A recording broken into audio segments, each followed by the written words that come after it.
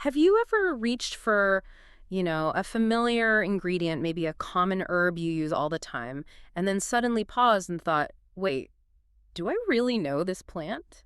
It's Yeah. kind of like thinking, a song inside out, but then discovering these tiny little harmonies you just never noticed before. Yeah, that's a great analogy. Happens all the time. Well, today we're doing exactly that kind of exploration with an herb most of us feel we know really well, oregano. But what if the oregano you think you know isn't the only one? Or maybe not even the one you expect? Exactly. Okay, let's unpack this because we're diving into a really fascinating distinction today. It might actually change how you look at your herb garden, maybe even your spice rack. It really could. Our deep dive is focusing on this common belief, it seems, that Mexican mint, sometimes called Cuban oregano, and what we think of as common oregano or Mediterranean oregano are basically the same thing. Right. A lot of people assume that. Most of us probably haven't thought twice about it, but, well, the truth is a bit more interesting. It really is. Yeah. And what's so fascinating here, I think, is how common names, they're handy, but they could really lead us astray sometimes, away from the botanical facts. They sort of hide the true identities of plants we use every single day. Yeah. So today, we're going to pull back the curtain on this specific aromatic mystery. Okay. Our mission, really, is to clear up this botanical mix-up, understand why it happens so often, and look at what it means for you, whether you're just starting a garden or you're a home cook, trying to get those flavors just right. So it's about getting a more precise, maybe even a tastier appreciation for herbs. Exactly. More delicious, definitely. A more nuanced view. It's incredible how easily we fall into these assumptions, isn't it? It really is. I mean, even for people who cook or garden a lot, it seems like this is an easy mistake to make. Oh, absolutely. Our deep dive today, it starts with exactly that realization. Someone assuming that Mexican mint, aka Cuban oregano, and the familiar common or Mediterranean oregano were, well, pretty much the same herb. And it's completely understandable why people think that. Right. These names get thrown around interchangeably all the time in recipes, conversations, even sometimes on plant labels in garden centers. Yeah, I've seen that. We tend to just sort of lump things together if they sound similar or do a similar job in the kitchen without always looking closer. True. Indeed. And this isn't just, one person's mistake. It's actually a very common point of confusion for lots of gardeners and cooks. So that really brings up the question, doesn't it? Why? Why are two genuinely different plants so often mistaken for each other? That's the core question. It tells you a lot about how our senses, especially smell and taste, can sometimes override the botanical details in our day-to-day understanding. We rely so heavily on those cues, smell especially, and if they're similar enough, our brains just naturally connect them. Ah, smells like oregano. Must be oregano. It's that sensory shortcut. Exactly. And this is where our deep dive gets really interesting, right? Revealing the truth that led to this kind of aha moment in the research we looked at. Concisely. Despite this widespread assumption, the investigation showed that these are, in fact, quite distinct plants, not just like different types of the same thing, but fundamentally separate, different botanical entities. Yes. It's a real sort of paradigm shift when you realize you've been calling two different things by the same name. Totally. Like inviting two different cousins to a party and calling them both Pat. Ah, exactly. And let's get specific with these identities because the names really help here. Okay. So what we usually call common or Mediterranean oregano, that classic, pungent, sort of earthy herb in Italian or Greek food. That pizza herb. That one. Botanically, it's Origanum vulgare. It's in the mint family, comes from the Mediterranean, usually has smallish, kind of hairy oval leaves, tiny purple or white flowers. Okay. It often has woody stems, sprawls a bit. Loves full sun, needs well-drained soil, doesn't need rich soil. Very typical Mediterranean plant. That's the standard image of oregano for most people. Right. Origanum vulgare. Got it. Then, on the other hand, you have the plant it gets confused with. Cuban oregano or Mexican mint. The botanical name here is Plectranthus amboinicus. Plectranthus. Okay, that sounds different already. It is. Yeah. And visually, it often looks quite different, too. Right. Its leaves are usually thicker, almost succulent sometimes, and they feel velvety or fuzzy. Oh, interesting. It tends to grow more upright, bushier, and it's more associated with tropical, subtropical places. Okay. But here's the really key thing, the main point of distinction. Plectranthus amboinicus is in a completely different genus. Plectranthus. Wow, not even the same genus as Oregano. Exactly. Different genera mean they aren't just different varieties, they're fundamentally different species. different evolutionary paths. So they're like distant cousins at best in the big mint family picture. Pretty much. Very distant cousins, despite sharing that sort of aromatic reputation. Okay, so if they're that distinct, botanically different genera, different families, almost, what on earth causes this widespread mix-up? Why do so many of us get them confused? Yeah, it's not just a random mistake. It seems really embedded. What's the link?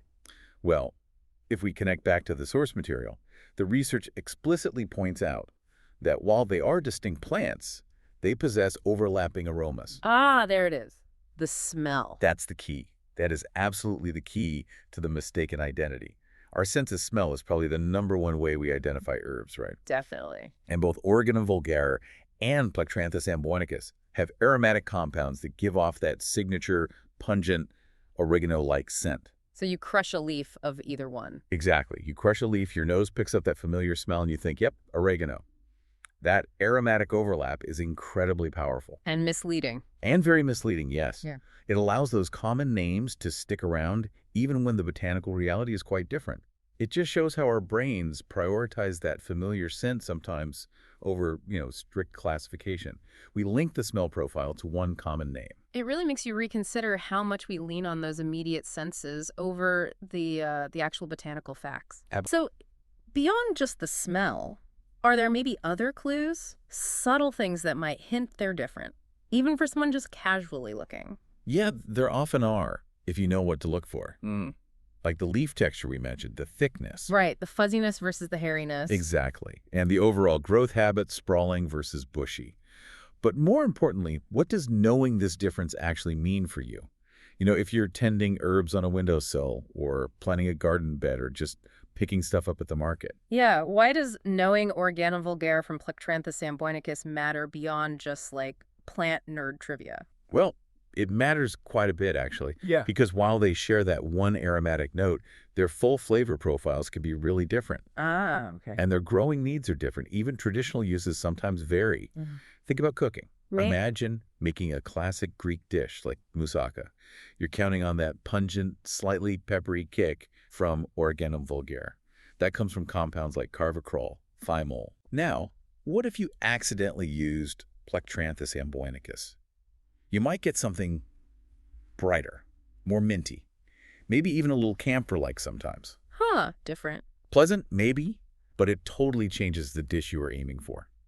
Or think about a Mexican salsa, maybe one that traditionally uses Plectranthus for its unique, slightly citrusy, almost savory depth. Right. If you used Mediterranean oregano instead, you'd miss that specific nuance that really makes the dish authentic. The end result in the kitchen, it just won't be what you expected. It shifts the whole experience. That makes sense. So the flavor isn't identical, just overlaps. Exactly. And then there's the gardening aspect. Their needs are quite distinct. Okay, tell me about that. Well, Origanum vulgare, being Mediterranean, loves full sun, needs really well drained, even sandy soil. It handles a drought well once it's established. Hardy. Pretty hardy, yeah. Tolerates cooler climates, okay. Plectranthus amboinicus, though, with those more succulent leaves, it generally prefers warmer, more humid conditions. Tropical vibes. Right. It likes richer soil, maybe some protection from blistering midday sun, and it hates frost. Much more sensitive to cold and also sensitive to soggy soil. Those thicker leaves can rot if it's too wet. Okay, so totally different care needs. Totally different. Knowing which is vital if you want your plants to actually thrive, not to survive. So using the wrong one means wrong flavor in the pot or a sad, struggling plant in the garden. Pretty much sums it up. Correct ID gets you the results you actually want in the garden and on the plate. And this journey of identification, it seems it doesn't stop with mature plants either. The research we looked at mentions the observer is currently watching seedlings, and they say, quote, "It's still too early to tell how they will perform." That really highlights the challenge, doesn't it? Early on, they must look quite similar. Oh, absolutely. This brings up a really important point about plant idea. It often just takes time. Patience is key. Seedlings, when they first sprout, can look remarkably alike. Same basic first leaves, the cotyledons, and even the first few true leaves might not show clear differences. So you need to wait for the distinguishing features. Exactly. Things like the specific leaf texture, that velvety feel versus fine hairs, the mature growth shape, the full scent profile, maybe even stem color. Those usually develop as the plant gets bigger. Okay. For Origanum vulgare, you'd expect to see more hairiness develop, maybe woodier stems, that sprawling habit. For Plectranthus, you'd look for those leaves getting thicker, more succulent, more obviously velvety. It takes patience. You can't always rush finding out who the plant really is. You really can't. It's part of the process in gardening and botany. And speaking of patience and observing, the researcher is apparently watching these seedlings closely over the next week or so, especially because the monsoon season has started. They're expecting more long, rainy days. So that adds such a vivid, real-world detail, doesn't it? The environment they're growing in. It really does. Yeah. And environmental factors like a monsoon starting that can definitely influence how plants grow and develop can actually highlight differences sometimes. How so? Well, all that extra moisture and maybe cooler days, Yeah. it might speed up growth for some plants. But for others, like Origanum vulgare, which needs good drainage, Could be bad news. could be challenging, yeah. Maybe you risk of fungal problems if the soil stays too wet. But for Plectranthus amboinicus, which often likes humidity, the monsoon might trigger really vigorous growth. Making its succulent nature more obvious. Potentially, yes. So these specific weather conditions will likely affect how the seedlings develop, and that might make the differences between the two oreganos clearer over time. Or it could just add another layer of complexity to observe how they each adapt. Fascinating. It's a dynamic process. Very dynamic. Requires close watching. Okay, so let's bring this all together. Our deep dive today, it's really pulled back the curtain on this subtle but pretty important difference between two plants we often confuse. Origanum vulgare, that's the common, or Mediterranean oregano. Right. And Plectranthus amboinicus, known as Cuban oregano or Mexican mint. Hmm. And the main reason we get them mixed up, as we learned, is that shared characteristic, those overlapping aromas. That's the heart of it. It's just a perfect example of how common names, super useful as they are, can sometimes be a little bit deceptive, right? Guiding us by smell instead of strict botanical ID. Precisely. And, knowledge really is most valuable when it's understood and then applied. True. Understanding the true identity of the plants we use, it just enriches our experience. Whether we're cooking or gardening or even just, appreciating the amazing diversity of nature in our own backyards. Yeah. It moves us from just a general idea to something more precise, more informed, and I think ultimately a more rewarding connection with the natural world. That detail really elevates things, doesn't it? Turns a simple herb into a whole story. It really does. So maybe the next time you encounter an herb, maybe it's in your garden, maybe it's in a recipe you're trying, think about this deep dive. Take that extra second to look a little closer, maybe crush a leaf, and ask yourself, are you really sure it is what you think it is? What other oreganos might be out there just waiting for you to discover their true identities in this huge aromatic world of plants? That's a great thought to leave people with. There's always more to learn, isn't there? More nuances right there in your kitchen or your garden patch.